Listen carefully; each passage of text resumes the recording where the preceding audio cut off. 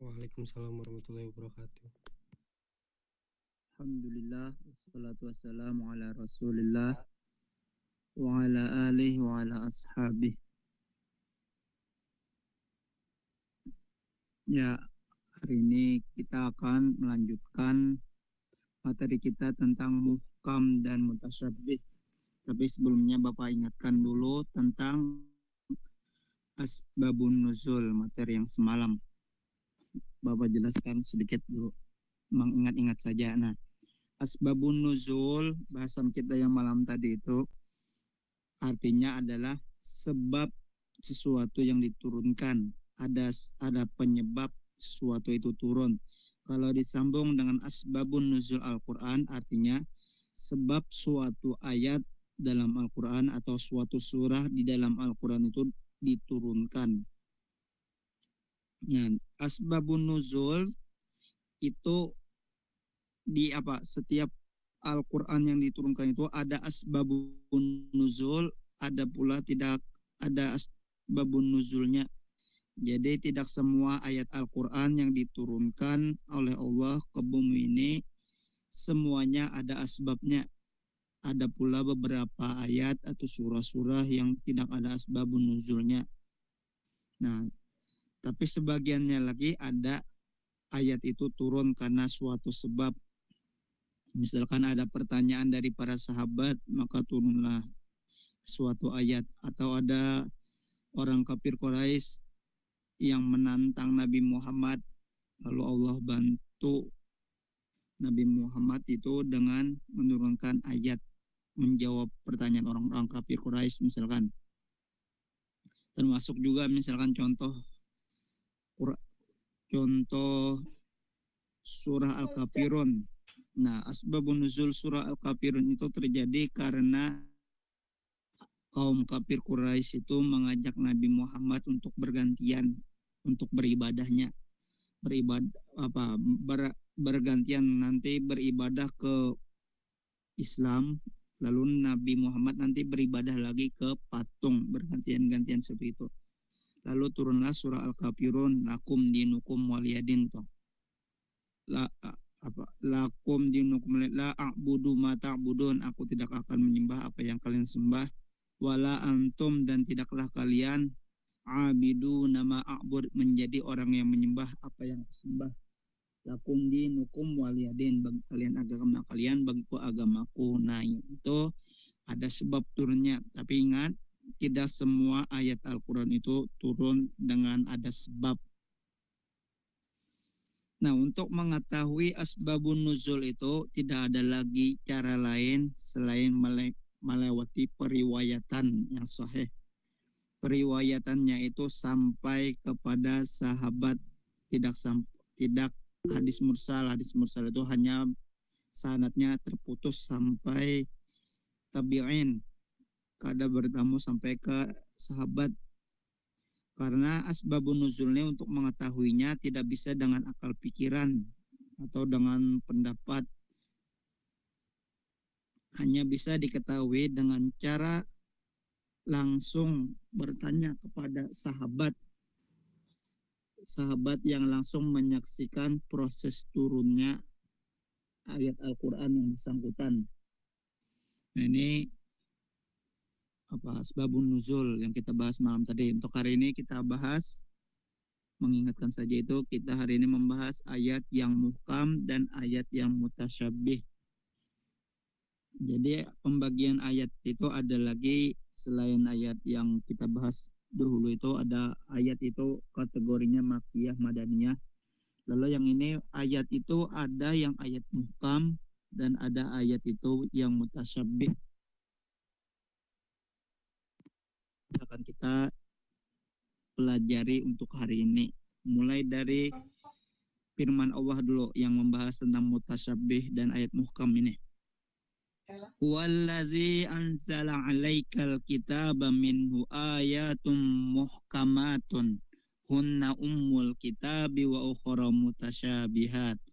Wallazi anzala 'alaikal kitaba, huwa dialah Allah, allazi anzala 'alaikal kitab, yang telah menurunkan atas engkau kepada engkau Nabi Muhammad nih Alkitab akan Alkitab, maksudnya Al-Quran. Nah, dalam ayat Al-Quran itu minhu ayatum muhkamat, ada di antaranya di dalam ayat Al-Quran itu yang muhkamat, ada ayatnya itu berjenis muhkamat. Hunna ummul kitab, maka itulah pokok-pokok kitab Al-Quran, ayat-ayat yang muhkamat tadi. Sedangkan wa ukhara mutasyabihat, dan sebagiannya lagi ada di dalam Al-Quran itu ayat yang mutasyabih.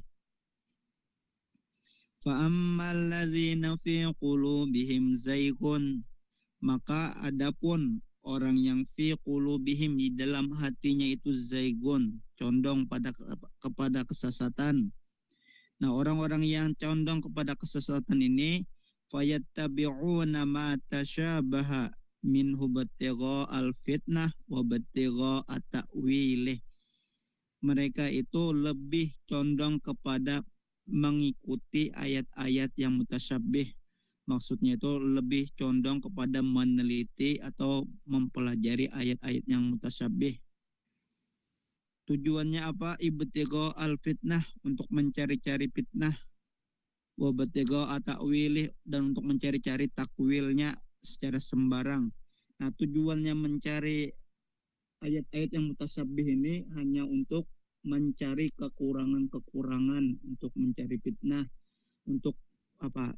Untuk orang yang ini biasanya orang yang apa?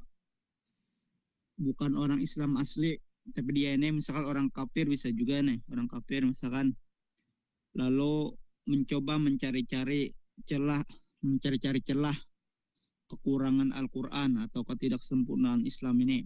Nah, mencari celahnya itu melalui dengan cara mempelajari ayat-ayat Al-Quran, dan ayat-ayatnya yang dipelajarinya, yang ditelitinya itu selalu kepada ayat yang mutasyabih, Wa ma ya'lamu ta'wilahu illallah, dan tidaklah mengetahui sesuatu yang mutasyabih tadi, hakikat yang sebenar-benarnya ayat yang mutasyabih tadi, kecuali Allah. Jadi di dalam Al-Quran itu ada yang ayat muhkam, ayat yang muhkamat, ada pula ayat yang mutasyabihat. Nah, ayat yang muhkamat itu sudah jelas, mudah dipahami, sedangkan yang ayat mutasyabihat itu bisa kita pahami, tapi yang lebih memahami atau lebih mengetahui hakikat makna dari ayat-ayat yang mutasyabihat itu hanyalah Allah. Walaupun ada ulama itu berupaya untuk memahami ayat-ayat yang mutasyabih. Warasikhuna fil ilmi yaquluna amanna bih, dan warasikhuna fil ilmi, dan orang-orang yang mendalami pada ilmu, orang yang memiliki ilmu yang dalam, yaquluna amanna bih, kami beriman kepada Allah. Dan orang-orang yang berilmu mendalam itu kami beriman kepada, yaqulu amanna bih, kami mengimani Al-Quran tadi yang muhkamat atau mutasyabihat. Kulun, semuanya itu yang muhkamat atau mutasyabihat itu kami yakini, min indi rabbina, semuanya itu dari sisi Tuhan kami. Wa ma yadzakkaru illa ulul albab, dan tidaklah ada yang dapat mengambil pelajaran kecuali orang-orang yang berakal. Jadi ayat muhkamat dan ayat yang mutasyabihat itu tidak itu harus diambil pembelajarannya supaya kita ini bisa dianggap sebagai orang yang ulul albab, orang yang berakal. Nah, mulai ini pembukanya dulu firman yang membahas mutasyabih dan muhkamat. Lalu kita terangkan apa itu ayat muhkamat dan apa itu ayat yang mutasyabih. Dalam memahami kandungan ayat-ayat Al-Quran, para mufassir itu orang yang mentafsirkan suatu ayat, mengelompokkan ayat-ayat Al-Quran itu menjadi dua kelompok. Ada ayat-ayat itu yang muhkamat, seperti Bapak jelaskan tadi, ada pula ayat itu yang mutasyabihat. Ayat yang muhkam adalah ayat Al-Quran yang maknanya sudah dipahami oleh banyak orang tanpa memerlukan penjelasan tafsir yang lengkap atau rincian ayat. Jadi ayat muhkam itu ayat yang sudah jelas tanpa perlu penafsiran. Kita membaca terjemahannya saja kita sudah paham dengan ayat muhkam itu. Nah, sedangkan ayat yang mutasyabih adalah ayat Al-Quran yang agak sulit dipahami maknanya, kecuali dibantu dengan penjelasan tafsir yang lengkap. Bahkan ada bagian dari ayat mutasyabih ini yang hanya Allah yang tahu, yang Allah tahu maknanya, tahu takwil daripada ayatnya itu, yang dimaksud dan tujuan dari ayat tersebut hanya Allah yang tahu. Sebagian ayat yang mutasyabih nih.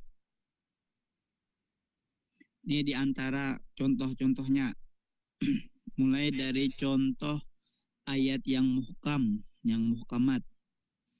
Muhkam itu biasanya ayatnya itu berkaitan dengan hukum seperti halal, haram, dan ada juga ayat muhkamat itu tentang kewajiban ketika seruan melakukan kewajiban-kewajiban seperti ya ayyuhalladzina amanu kutiba alaikumussyam. Nah, itu termasuk ayat yang muhkamat, ayat-ayat yang muhkam. Dan larangan, kewajiban dan larangan. Ada janji dan ancaman. Nah, itu ayat-ayat yang muhkam biasanya. Yang ada perintah, lalu ada larangan, lalu ada janji-janji Allah. Itu termasuk ayat-ayat yang muhkam, yang mudah kita pahami. Nah, ini diantara contoh firman Allah surah Al-Taha ayat 82. Ayat 82. Wa inni laghaffarul liman taba wa amana wa amila salihan tsumma tada. Wa inni, dan sesungguhnya aku jarallah laghaffarun, sungguh aku ini maha pengampun, liman taba, bagi orang yang mau bertobat, wa amana, dan bagi orang yang beriman, wa amila salihan, dan orang yang beramal soleh, summah tada, dan kemudian ia tetap dalam petunjuk. Dan ini termasuk ayat yang muhkam, jelas, yang mudah kita pahami.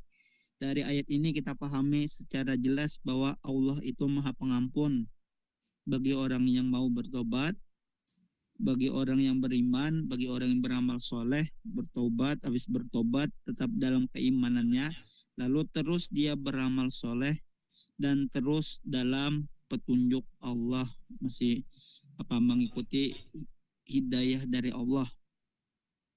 Contoh yang lain lagi, walam yakul lahu kufuwan ahad, walam yakun, dan tidaklah jadi seorang itu bagi Allah sekupu ahadun, seorang pun, tidak ada seorang pun yang sekupu, yang setara dengan Allah, seorang pun tidak ada. Nah, ini juga termasuk ayat yang muhkam. Ini mungkin langsung paham kita. Lam yakul lahu kufuwan ahad, tidak ada seorang yang setara dengan Allah. Maka kita sudah paham ini ayat yang muhkam. Nah, contoh ayat yang mutasyabih. Ayat mutasyabihat atau ayat musyabih itu biasanya ulama memberi contoh dengan nama-nama Allah dan sifatnya. Ini contoh, salah satu contoh ayat yang mutasyabih itu yang di Fawatih surah, Fawatih suar, yang pembuka surah itu. Ada alif lam mim yasin ain sin qaf alif lam ra. Nah, itu biasanya para mufasir ada menyertakan misalkan ini alif lam mim, ini alif lam mim. Para mufasir menerangkan pengertian ini, Allahu a'lamu bimuradih, artinya hanya Allah yang tahu apa yang dimaksud dari alif lam mim ini. Nah, ini termasuk mutasyabih tadi. Dalam terjemah pun biasanya alif lam mim diartikan alif lam mim aja. Tidak jelas, tidak langsung bisa kita pahami apa yang dimaksud. Terus yang ini lagi, kullu syai'in halikun illa wajhah. Kullu syai'in, setiap segala sesuatu, halikun, pasti binasa, tidak kekal, illa wajhah, kecuali wajahnya Allah. Nah, yang ini termasuk mutasyabih juga. Bagaimana wajah Allah itu? Sedangkan kan Allah itu laisa kamitslihi syai'un. Tidak ada yang sama sekali yang menyerupai Tuhan. Bila Tuhan sama dengan makhluk, berarti itu bukan Tuhan. Tuhan itu tidak sama dengan makhluk. Yang pencipta tidak bisa sama dengan yang diciptakan. Nah, sedangkan yang ayat di sini ada dikatakan setiap segala sesuatu itu akan binasa kecuali wajahnya Allah. Nah, yang pada kata wajah inilah yang termasuk mutasyabih, bukan ayat yang muhkam. Nah, terus bagaimana ulama itu menyikapi ayat mutasyabih tadi? Bagaimana para ulama metodenya dalam menyikapi ayat mutasyabih? Jadi kalaunya ayat muhkam itu sudah jelas. Ayat muhkamat itu ayat yang mudah dipahami. Lalu ketika membaca, kita baca terjemahannya, kita pahami, langsung paham. Bila ada perintah berarti melaksanakan perintah. Suruhan dalam Al-Quran itu bila larangan, berarti larangan untuk berbuat sesuatu yang dilarang itu jelas muhkamat. Lalu bagaimana yang menyikapi ayat yang mutasyabih? Maka ada dua metode. Metode yang pertama yaitu metode tafwid, yaitu dengan cara mengimaninya serta meyakini bahwa maknanya bukanlah makna lahiriahnya yang merupakan sifat-sifat jisim, sifat sama yang kayak manusia, tetapi memiliki makna yang layak bagi keagungan dan kemahasucian Allah tanpa menentukan apa makna tersebut. Artinya ini meyakini saja. Pertama nih metode tafwid nih meyakini kita nih ada membaca ayat yang mutasyabih. Nah, ayat yang mutasyabih ini kita yakini bahwa yang benar-benar firman Allah. Lalu tanpa menggali-gali tadi seperti orang-orang yang fi qulubihim zaygun fayatabi'u ma tasyabaha minhu ibtigha al-fitnah. Orang yang di hatinya itu condong daripada kesesatan nih, lebih ketujuhnya mengulik-ulik, mencari-cari celah di ayat-ayat yang mutasyabih tadi. Nah, tidak seperti itu. Pokoknya ini menyerahkan hanya Allah yang paham apa yang dimaksudnya itu, termasuk yang ini tadi. Nah, alif lam mim wallahu a'lam, Allah yang hanya tahu. Nah, cukup itu. Kalau yang ayat muhkam kan kalaunya ayat yang bicara tentang seruan, perintah, larangan itu muhkam sudah ayatnya. Dan itu yang wajib kita lakukan yang dalam Al-Quran itu. Pedoman hidup seorang manusia itu ialah Al-Quran kan. Nah, dalam Al-Quran itu ada larangan dan ada perintah, maka itu yang wajib kita laksanakan. Untuk ayat-ayat yang tidak kita pahami lagi maknanya, maka yang pertama ini pakai metode tafwid. Nah, sedangkan yang kedua itu ada menggunakan metode takwil. Metode takwil ini yaitu mentakwilkan makna, mengalihkan suatu makna ke makna yang lain. Maknanya itu tidak makna yang sesungguhnya. Nah, ayat yang mutasyabih ke makna yang lain, pengalihan artinya suatu kata dari makna harfiahnya dan mengarah pada makna lain. Bila bisa ditakwil. Yang ini misalkan lah nih kullu syai'in halikun illa wajah, tiap-tiap sesuatu itu pasti akan binasa kecuali wajah Allah aja. Nah, yang wajah Allah ini maksudnya ini zatnya Allah. Yang zatnya Allah ini tidak tahu kita yang kayak apa bentuk zat Allah. Yang kita tahu itu Allah itu ada, dan bagaimana bentuknya Allah maka tidak wajib kita tahu. Nah, ini mentakwil kata wajahnya ini tadi. Nah, ini metode yang kedua. Bila hendak aman, lakukanlah dengan metode tafwid. Kita cukup meyakininya saja. Lalu firman-firman Allah yang menyuruh kita kepada firman-firman Allah yang menyuruh larangan, menyuruh kewajiban, lalu mencegah kelarangan, itu yang kita laksanakan. Nah, itu sudah cukup. Tanpa perlu, apalagi kita yang masih awam masalah ilmu alat, tidak perlu untuk berdebat dengan orang-orang yang memang ahli dalam Al-Quran ini. Mungkin banyak ulama-ulama itu yang mentakwil suatu ayat. Nah, itu mereka memang memiliki keilmuan yang memadai, sedangkan kita cukup meyakini firman Allah tadi tanpa ikut berdebat jika tidak tahu ilmunya.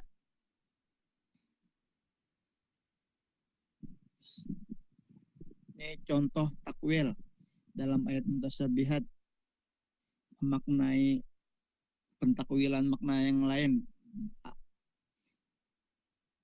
dari satu makna dimaknai makna yang lain. Contohnya ini firman Allah, innallaha yaghfiru dzunuba jami'a. Nah, ini yang jadi mutasyabihatnya. Innahu huwal ghafurur rahim.